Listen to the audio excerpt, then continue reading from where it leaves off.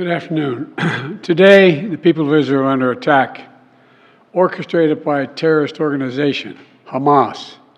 In this moment of tragedy, I want to say to them and to the world and to terrorists everywhere that the United States stands with Israel. We will not ever fail to have their back. We'll make sure that they have the help their citizens need and they can continue to defend themselves. You know, the world's seen appalling images. Thousands of rockets in the space of hours raining down on Israeli cities. When I got up this morning and started this at 7:30, 8 o'clock, my calls. Hamas terrorists crossing in Israel, killing not only Israeli soldiers, but Israeli civilians. In the street, in their homes, innocent people murdered, wounded, entire families taken hostage by Hamas. Just days after Israel marked the holiest of days in the Jewish calendar. It's unconscionable. You know, when I spoke with Prime Minister Netanyahu this morning, I told him the United States stands with the people of Israel in the face of these terrorist assaults. Israel has the right to defend itself and its people, full stop.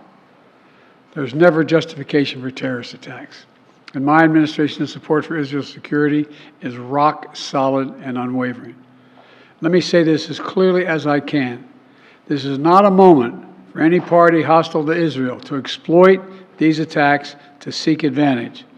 The world is watching.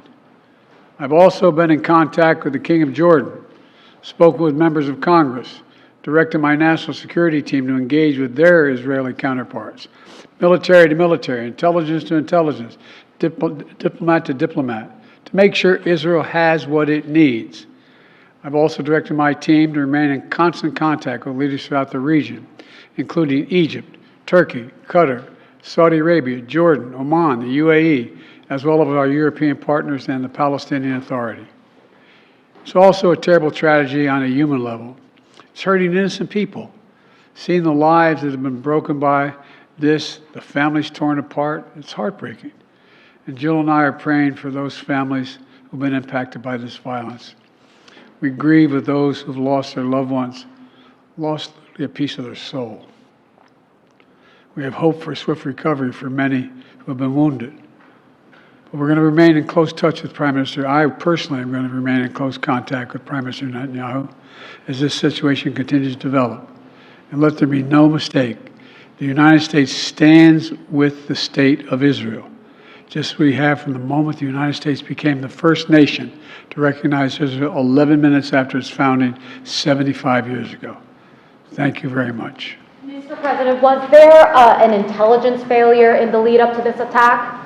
Mr. President, can you tell us what Bibi asked you?